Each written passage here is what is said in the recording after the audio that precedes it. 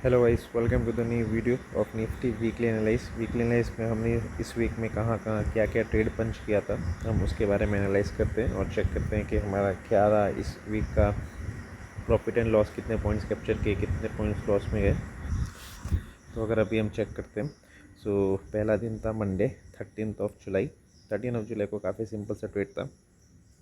Market Friday को एक अच्छा गैप अप ओपनिंग किया, पुल बैक के बाद एक अपसाइड का पंप दिया, जिसमें हमारा ट्रेड तो था बट प्रीमियम मूव नहीं किया था फ्राइडे को। बट मंडे को क्या हो गया था, मंडे को मार्केट गैप डाउन ओपन हुआ। यही ट्रम्प और ईरान का चल रहा था उसके, ठीक है। तो मार्केट जब गैप डाउन खुला तो जब 9 तारीख का जो मार्केट का रेजिस्टेंस था, मार्केट सीधा वो कैंडल को ब्रेक किया। अगर आप 15 मिनट पे देखते हो, एक्चुअली ट्रेड हमारा बना था 5 मिनट पे, तो मार्केट ने क्या किया, ये लेवल का ब्रेक किया।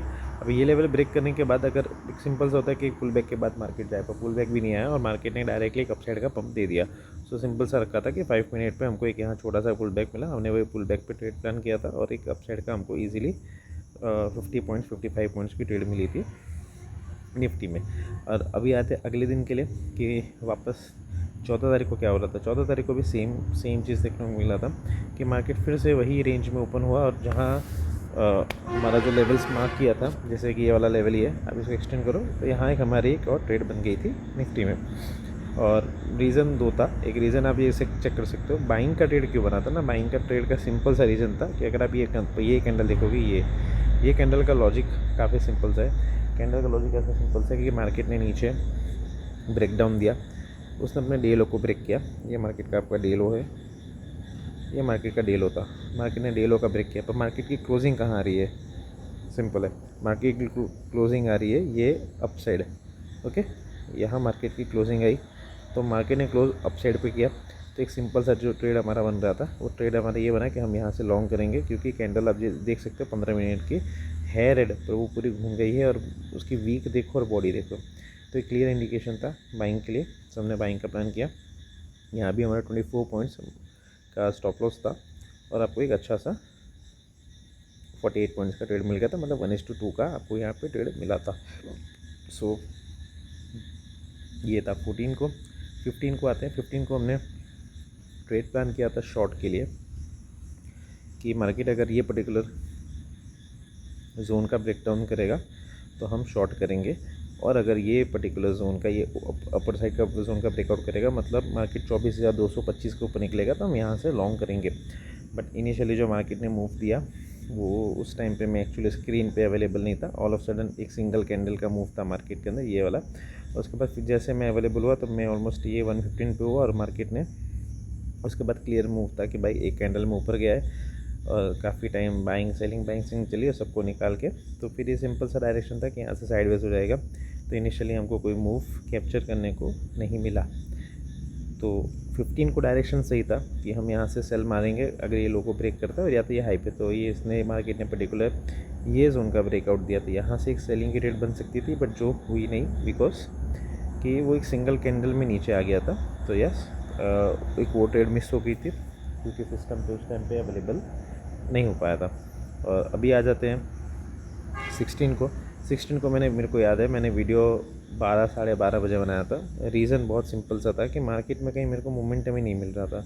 अगर ये पहली 15 मिनट की कैंडल मैं मार्क करूँ सिर्फ, तो आप ये चेक कर सकते हो, पहली 15 मिनट की कैंडल में मार्केट एक रेंज बाउंड में था, मोमेंटम आया, ये इधर भी वापस सेम 3:30 बजे का मोमेंटम की एक आपको डाउन साइड का ट्रेड मिला और वापस मार्केट साइडवेज चला गया। अगर डाउन साइड भी अगर एक ही कैंडल का वापस ये देखते हो तो मार्केट वापस ये सिंपल से रेंज में हटा गया, मतलब एक सुबह एक रेंज पकड़ा था और फिर सेकेंड हाफ में दूसरी रेंज पकड़ लिया। तो इनिशियली यहाँ भी ट्रेड नहीं बन पा रहा था।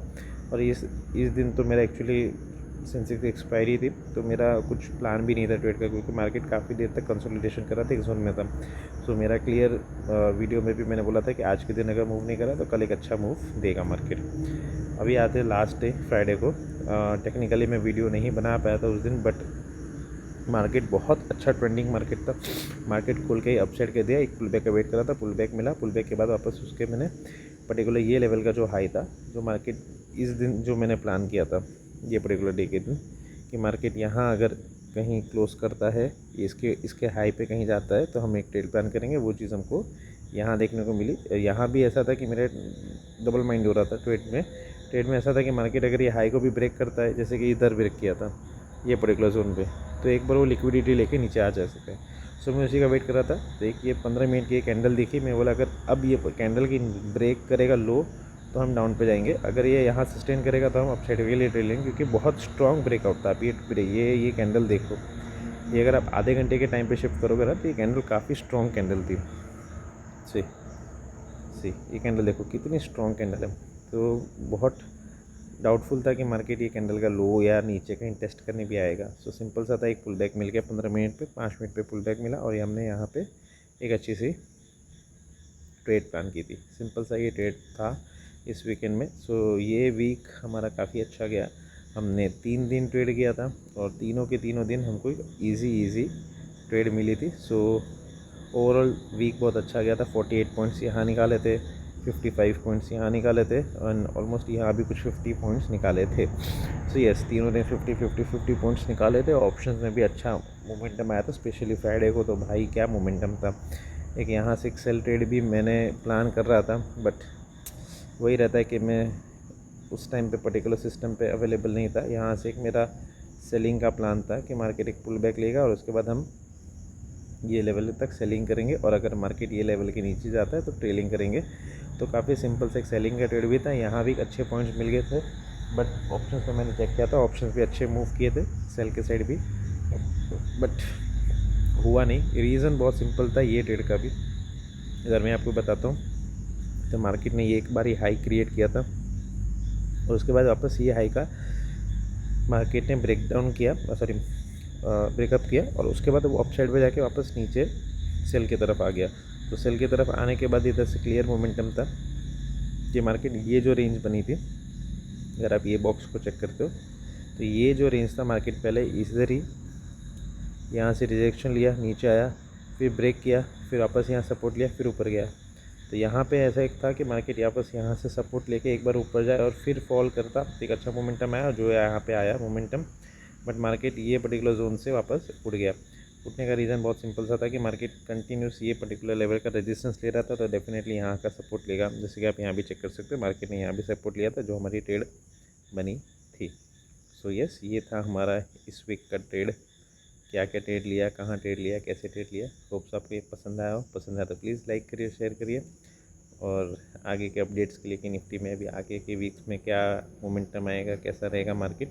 जैसे I want to be little bit clear कि मार्केट हो सकता है गैप डाउन खुले क्योंकि ईरान और यूएसए का भी कुछ इशू चल रहा है। लाइक आज ईरान ने वार्निंग दिया है कि अगर आप अभी भी अटैक करोगे तो हम दुबई के इंटरनेशनल एयरपोर्ट पे अटैक करना चालू करेंगे। तो आई डोंट नो अभी सीन कैसा चलता है, क्या चलता है, बट देयर आर चांसेस कि मार्केट गैप डाउन खुल सकता है due to this particular news and all stuff. So yes, analysis पसंद आए तो प्लीज़ लाइक करिए, शेयर करिए। मिलते हैं नेक्स्ट वीडियो में, तब तक के लिए bye bye, take care, see you guys.